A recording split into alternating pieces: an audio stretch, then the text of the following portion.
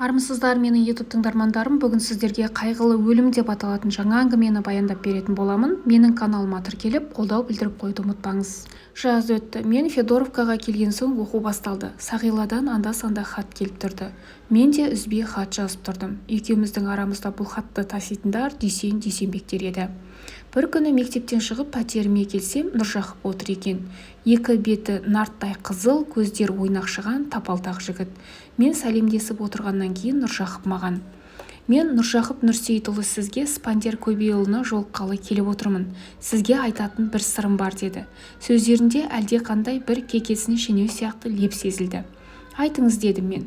"Айтсам", деді ол, "сіз білесіз бе, білмейсіз бе, мен Сағиланы айттырып қойып едім. Сол туралы сөйлескелі келіп отырмын.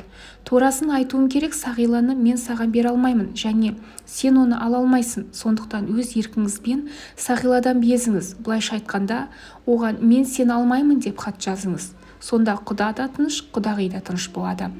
Әңгіме даусыз, жанжалсыз бітеді. Мұны тек екеуміз ғана білейік. Оқыған адамсыз ғой, түсінуіңіз керек. Өйткені ол қыз бәрібір сізге жоқ. Сіз ол қызды аламын дейтін болсаңыз, мені өлтіріп, сүйегімнен аттап барып қана аласыз. Түсінікті ме? Мен түк түсінбеймін. Өзіңіз не айтып отырсыз, дедім. Неге түсінбейсіз? Мен сізге қазақша айтып отырған жоқпын ба? Түсініксіз, мырза, дедім сабыр тұтып. Біреудің қалыңдығын әңгіме етуіңіз, оны саудаға салуыңыз және қорқытуыңыз өте түсініксіз. Мен мұндай күш көрсеткен сөздерге сенбеймін және түсінгім де келмейді. Бұл бір. Екіншіден, мен әйелді екі аяқты айуан деп қарайтын, оны малға теңейтін топас, надан емеспін. Мен Сағиланы көрмей-ақ айттыра салған қазақ емеспін. Оны өзім көріп, ұнатып, қыз да мені ұнатқан соң ғана айттырған қазақпын. Одан бас тартуыңызды озбырлық, басынғандық, қорлағандық деп білемін. Бірақ, мырза, есіңізде болсын. Мен сіз ойнайтын адам емеспін және сізден қорықпаймын. Менің сізге ең соңғы айтар сөзім, мүмкін болса үйді босатыңыз. Солай ма, деді ол. Солай ма? Жаман атқа жал бітсе, жанына торсық байлатпас дегендей, саған әлде жал біте бастады ма? Бірақ байқа, бауырым, көзіңді ашып қара. Мен де сенің ойнайтын кісі емеспін. Өзің мені әлі танып жетпегенсің ғой деймін. Мен кім екенімді саған таныта алатын адаммын. Әлім білмеген әлек дегендей, аяғың аспаннан келіп жүрмесің, досым, деп кетпей тұрып алды. Еркіңіз, бірақ қазір үйді босатыңыз, кетіңіз, дедім. Мен кетемін, бірақ үлкен ыза, көк арқалап кетемін. Осыны ойла, деп ақырындап ол орнынан тұрды. Көрермін, дедім. Көрерсің, көргенде көп кешікпей-ақ көретін боласың, деді, шығып кетіп. Не деген басыну, не деген надандық, зорлық деп қатты ыза болып мен қалдым. Арада 2 аптадай уақыт өтті. Мен мектепте едім. Біреу есік қақты. Есікті аша бергенде бір жігіт бүктелген жапырақ қағаз ұсынды. Хаттың бетін ашып жібергенде-ақ Сәдудің қолын тани кеттім. Жүрегім лүпілдеп, аузыма тығылып, тұла бойым тітіркеніп қоя берді. Хатты ішімнен оқып шықтым. 3-4 ауыз сөз жазыпты. Тез жет, Сағила қатты ауру, хал үстінде жатыр, депті. Қашаннан бері науқас, деп сұрадым жігіттен. 2-3 күн-ақ болды. Ат әкелдің бе? Әкелдім. Балаларды таратып жібердім, мектеп бастығынан бәр жайды айтып, 5-6 күнге рұқсат сұрадым. Аттың айыл тартпасын қаттырақ тартып алып, жігіт екеуміз желе жортып жөнелдік. Алдыңғы күні, деді жігіт. Көрші ауылда бір ойын болып, Сағила мен Сәду екеу сонда барғанды. Сағила сол ойыннан ауырып қайтты. Ойында Нұржақып болып па? Болыпты. Сағила ол ауылда тамақ жеп пе? Жоқ. Сағила бір тостаған қымыз ішкені болмаса, басқа нәр тартпапты. Содан түн ортасы шамасында: "Аға, ауылдаға қайталық, мен ауырып отырмын", депті Сәдуге. Сәду үйге алып қайтты. Сол түнде қатты науқастанып шықты, деді жігіт. Баймағамбет ауылына ат сабылтып қалай жеткенімізді білмеймін. Жігіт маған: "Сағила отауда", деді. Мен атымды байламастан түсе сала тура отауға үйге кірдім.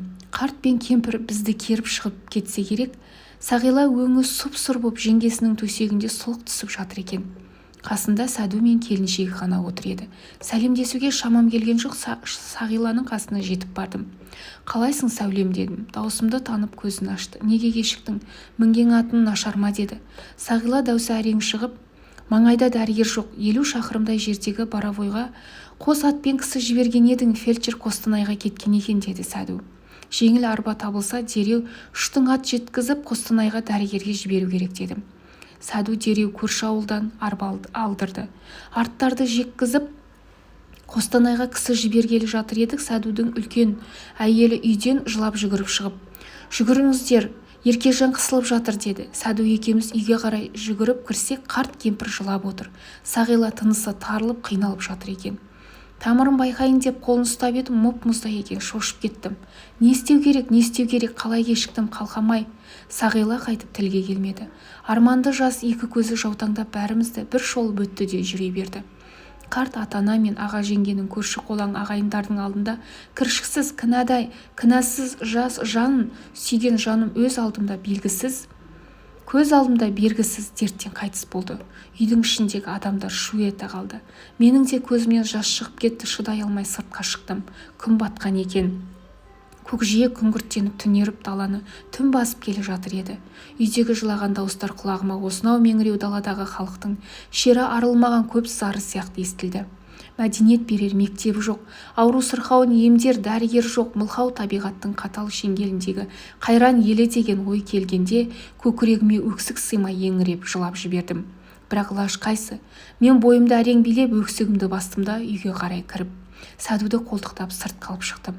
Өкініші көп, сыры жұмбақ. Уақытсыз болған қайғылы қаза надандыққа қарсы, ескі ауылдағы тоғышар билеп төстеушілерге қарсы зор өшпенділік із қалдырған өлім болды. Сағиланың қастық ойлаған бір адамның жауыздығынан қаза тапқаны айқын еді. Оның қайғылы өліміне Нұржақып кінәлі деп күдіктендім.